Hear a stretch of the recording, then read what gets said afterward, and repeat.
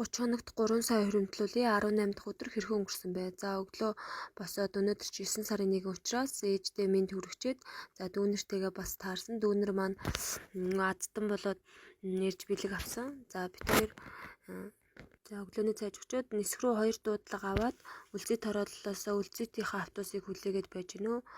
За тэгээд охин маань ингээд нэг явах туртай болохоор хөөрхөн байсан. За унтах гэсэн чинь ундуулгүй байгаа нь яаштай чигнөөрөлгүй нэг даруухан болсон миний огн дээ. Чин заваа үгүй хараад дээ.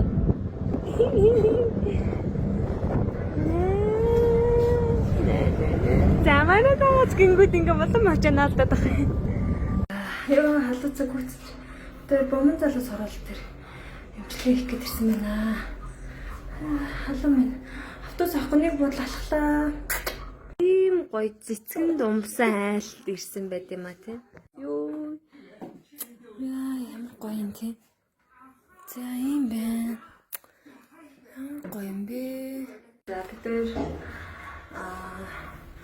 бомон залуус ороод дэмжлэгээ чид одоо нисэх гарданд дараач айл дээр эмчилгээ хийх гэж байна. Тийм.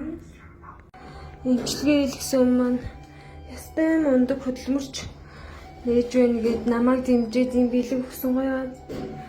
За тэгээ 3 дахь айл руугаа явж гэн хам богт тотхон ярмгийн University ирсэн байна.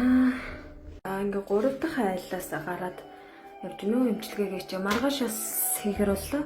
3 өдөр ихэрлээ. Шүр татхноос 5 дахь эмчилгээгээ хийчихэд одоо хараа да тий 5 эмчилгээ лээ өнөөдөр. За шөнийн 20 цаг болсон байна. За одоо бомон залуусаасаа гараад одоо шүр татхан руу явж гэн шүр татхан дээр нэг эмчилгээтэй байгаа. За шүр татхан дээр нэг эмчилгээгээ хийчихэл харин даа тийм ээ. Замаараа бит 3 хүнсээ цуглуулад нэг жоохон юм аваад 3-400 мянга болсон.